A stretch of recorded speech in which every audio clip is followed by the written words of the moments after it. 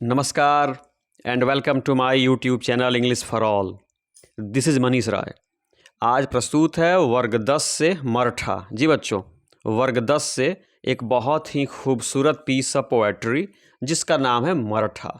लेकिन इस वीडियो को आप देखें इससे पहले मैं निवेदन करना चाहूँगा कि इस वीडियो को देखने से पहले आप मराठा नामक कविता की जो line by line Hindi explanation वाले वीडियो है ना, उसको आप अवश्य देखें। उसको देखने के बाद यदि आप इस वीडियो को देखते हैं ना, तो यह वीडियो आपके लिए बहुत उपयोगी साबित होगी। तो आइए वर्ग 10 से मराठा नामक पोएट्री से कुछ महत्वपूर्ण वस्तुनिष्ठ प्रकार के प्रश्नों को देखते हैं और उनके उत्तर को भी जानने की कोशिश करते हैं। बच्चों, क्वेश्चन नंबर पहला है, Martha is a poem written by. आपको बताना है मराठा नामक कविता निम्न में से किसकी रचना है? विद्यापति की है, जॉन किट्स की है, वॉल्टर डी ला मेयर की है, या इनमें से किसी की नहीं है? तो यह स्पष्ट है बच्चों, वॉल्टर डी ला मेयर के। जी बच्चों, Martha is a poem written by Walter de la Mare. बच्चों, आप इस कविता को बार बार पढ़ेंगे और आप मराठा जो है ना, जो स्टोरी टेलर जो है ना, उसकी आप वो फिजिकल अपीयरेंस को देखेंगे। आप उसकी खूबसूरती को पढ़ें कि उसकी आंखें कैसी थी, उसका हेड कैसा था, है ना, उसकी चीन कैसी थी, उसके हैंड्स कैसे थे। अक्सर इस पर क्वेश्चन पूछ जाते हैं, तो उन क्वेश्चंस को आप आसानी से समझ जाएंगे यदि आप इस पोएट्री को पढ़ते हैं तो। आइए क्वेश्चन नंबर सेकंड देखते हैं। लिखता है कि Walter de la Mare was a खालिस्तान पोएट। आपको बताना है कि वॉल्टर डी ला मेयर जो है ना, वह निम्न में से किस प्रकार के कवि हैं? तो बच्चों, पहला है मॉडर्न, दूसरा है एंशिएंट, तीसरा है मेडिएवल और डी है नॉन ऑफ दीज। तो याद रखिएगा कि Walter de la Mare is a modern poet, ये आधुनिक कवि हैं। जी बच्चों, Walter de la Mare is a modern poet. Number 3 कहता है कि Walter de la Mare created an atmosphere of tension, hatred, mystery in his poetry. आपको बताना है कि वॉल्टर डी ला मेयर अपनी कविताओं में किस प्रकार का माहौल क्रिएट करते हैं ना, तो सही जवाब हो जाएगा मिस्ट्री। जी बच्चों, वो रहस्यमयी वातावरण का निर्माण करते हैं। वॉल्टर डी ला मेयर जो है ना, अपनी कविताओं में रहस्यमयी वातावरण का निर्माण करते हैं। इसलिए क्वेश्चन नंबर 3 का सही आंसर होगा c, Walter de la Mare created an atmosphere of mystery in his poetry. Number 4 कहता है कि Martha use to tell stories in the hazel. बच्चों, आपको बताना है कि मराठा जो है ना, वो अपनी कहानी कहाँ सुनाया करती थी? तो इन द हैजल ग्लेन, याद रखिएगा बच्चों, इन the hazel Glenn. Hassle Glenn का मतलब होता है हल्की भूरी गहरी तंग घाटी। इस प्रकार की घाटियाँ स्कॉटलैंड और आयरलैंड में पाई जाती हैं।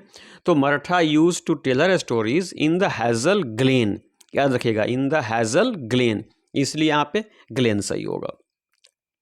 5वां कह रहा है कि C S started her stories with. आपको बताना है कि मराठा जो कहानियाँ सुनाया करती थी ना, वह अपनी कहानियों को शुरू करती थी कैसे? वंस अपॉन ए टाइम के साथ, अगेन एंड अगेन के साथ, अगेन ऑन ए टाइम के साथ, या इनमें से किसी के साथ नहीं। तो आपका सही जवाब होगा ऑप्शन ए, जी, Martha started her stories with once upon a time. यानी मराठा जो थी ना, अपनी कहानियाँ वंस अपॉन ए टाइम के साथ शुरू करती थी। नंबर 6 कहता है कि मराठा वाज अ खाली स्थान, teacher, magician, story teller, none of these. बच्चों, सही जवाब होगा option c, Martha was a story teller. Martha क्या थी बच्चों? कहानी कहने वाली थी। तो यहाँ पे हो जाएगा Maratha was a story Taylor. Number 7 कहता है कि what is the colour of Marathas eyes. Maratha की आंखों का रंग क्या था? बड़ा महत्वपूर्ण प्रश्न है बच्चों। Blue, black, brown, grey. सही जवाब होगा बच्चों ग्रे। जी, सही जवाब होगा grey. What is the colour of Marathas eyes, Maratha की आंखों का रंग क्या था? तो आप कहेंगे ग्रे। यहाँ पे ग्रे का मतलब हुआ भूरा, यानी स्लेटी रंग की उसकी आंखें थी, बहुत ही खूबसूरत थी बच्चों। नंबर 8 कहता है कि Martha's stories were as tranquil as, यानी मराठा की जो कहानियाँ होती थी ना, निम्न में से किसकी तरह शांत होती थी? ड्रीम्स की तरह, वाटर की तरह, आइस की तरह, या इनमें से किसी की तरह नहीं? तो आपका सही जवाब होगा ऑप्शन ए, ड्रीम्स।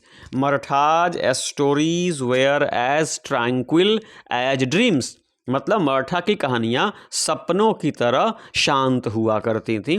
बच्चों, ट्रांक्विल का मतलब होता है काम एंड पीसफुल। नंबर 9 कहता है कि मराठाज हैंड्स वेयर, मराठा के हाथ कैसे थे बच्चों? स्लिम। याद रखिएगा, मराठा की आंखें ग्रे थीं और मराठा की हैंड्स कैसे? स्लिम। कैसे बच्चों? स्लिम। तो 9 का बी सही होगा। नंबर 10 कहता है व्हाट काइंड ऑफ चीन हैड मराठा, बच्चों मराठा की जो चीन थी ना, वो चीन उसकी कैसी थी? तो बच्चों वाइड है, नैरो है, स्मॉल है, डी है, नॉन ऑफ दीज। तो यहाँ पे सही क्या होगा? नैरो। मराठा हैड नैरो चीन। जी बच्चों याद रखिएगा, मराठा की जो चीन थी ना वो नैरो थी, उसके हैंड स्लिम थे, उसकी आईज जो थी ना वो ग्रे थी। ठीक है, तो चीन कैसी थी? नैरो थी। तो 10 का ए सही होगा। नंबर 11 कहता है like a dream you dream in the night is a line from, आपको बताना है कि like a dream you dream in the night निम्न में से किस कविता से ली गई है? आपका सही जवाब होगा मराठा। क्या होगा बच्चों? मराठा, यानी मराठा नामक कविता से like a dream you dream in the night वो पंक्ति जो है ना ली गई है। नंबर 12 कहता है इट सीम्स दैट, ऐसा लगता है दैट मतलब कि a story is told by her beautiful eyes चीन हैंड्स हेड, यानी ऐसा प्रतीत होता है कि मराठा की जो कहानी है ना वह उसकी खूबसूरत आँखों के द्वारा कह दी जाती हैं, चीन के द्वारा कह दी जाती हैं, हैंड्स के द्वारा या हेड के द्वारा। तो सही जवाब क्या होगा? ऑप्शन ए आईज, यानी it seems that a story is told by her beautiful eyes, ऐसा प्रतीत होता है कि मराठा की जो कहानियाँ होती हैं ना उसके खूबसूरत आँखों के द्वारा ही बयां कर दी जाती हैं। तो यहाँ पे आइज होगा। 13 कहता है कि her swear to clear grey eyes has been taken from, आपको बताना है कि निम्न में से किन कविता से her swear to clear grey eyes नामक पंक्ति ली गई है? तो सही जवाब होगा मराठा। क्या होगा बच्चों? मराठा। जी, her swear to clear grey eyes has been taken from Martha. जी, मराठा से ली गई है। नंबर 14 पूछता है कि who stole out in the leaf green light, यानी लीफ ग्रीन लाइट में कौन स्टोल आउट होता है बच्चों? तो फेरीज एंड क्वींस है, क्वींस एंड नोम्स है, नोम्स एंड फेरीज है, नॉन ऑफ दीज है। यहाँ पे सी होगा, नोम्स एंड फेरीज। नोम्स का मतलब होता है बूढ़ा बौना, वो पताल लोग का दाढ़ी वाला जो नुकीली दाढ़ी रखता है ना उसको नोम्स बोलते हैं। तो यहाँ पे नोम्स एंड फेरीज होगा।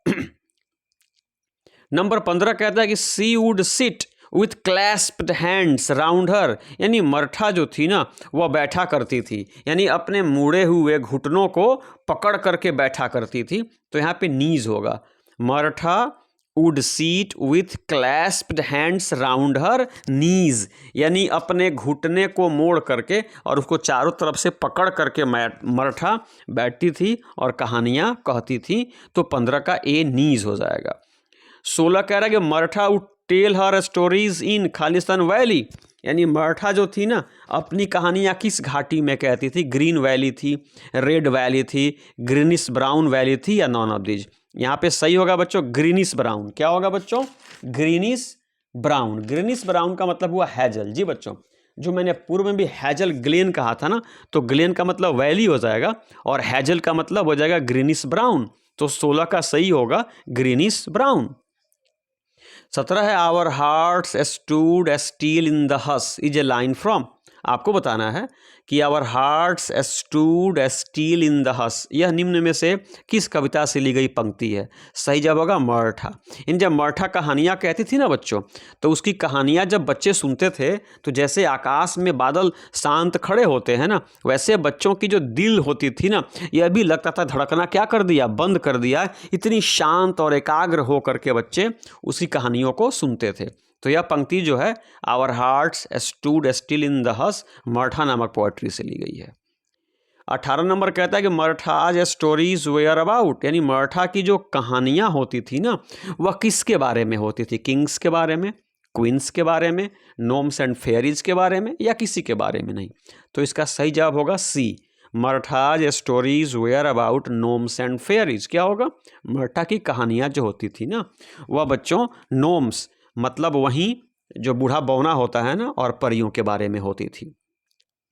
19 कहता है कि the children stared at Maratha with, यानी बच्चे मराठा को देखते थे। कब? जब वो कहानी कहती थी ना तो बच्चे मराठा को एकटक हो करके देखते थे। कैसे? With ease, with tension, with none of these. तो यहाँ पे सही जवाब होगा बच्चों विथ ईज, यानी आसानी से, बड़ी शांत होकर के, बड़े शांत मुद्रा में बच्चे मराठा को एकटक लगा करके देखते थे और उसकी कहानियों को सुनते थे। तो यहाँ पे विथ ईज हो जाएगा। नंबर 20 कहता है with listener and the scarecrow are the workshop. ये निम्न में से बच्चों किनकी रचना है? कौन? The listener, the scarecrow, Walter de la Mare की। याद रखिएगा, द लीसनर और द स्केयरक्रो ये वाल्टर डिलामेयर की रचनाएं हैं। तो 20 का सी होगा। और अंतिम प्रश्न है वाल्टर डिलामेयर वाज बॉर्न इन, यानी वाल्टर डिलामेयर का जन्म बच्चों कब हुआ था? तो आप याद रखिएगा, वाल्टर डिलामेयर का जन्म 1873 ईस्वी में हुआ था, इसलिए ऑप्शन सी सही है। तो इस प्रकार वर्ग 10 की पोएट्री मराठा से ये 21 अति महत्वपूर्ण वस्तुनिष्ठ प्रकार के प्रश्न और उनके उत्तर थे बच्चों। तो आप इन 21 प्रश्नों के अलावा भी यदि कुछ और प्रश्न आपको मिल सकते हैं तो उन्हें भी पढ़ें, क्योंकि मैं ये गारंटी नहीं देता कि जब प्रश्न पूछे जाएंगे तो वो इन्हीं 21 में से होंगे। तो आप जहाँ से भी पढ़ सकते हैं वहाँ से पढ़ें, अपनी तैयारी को अंतिम रूप दें और परीक्षा में आप अच्छे अंक प्राप्त करें। इसी उम्मीद के साथ मैं इस वीडियो को समाप्त करता हूँ। जय हिंद।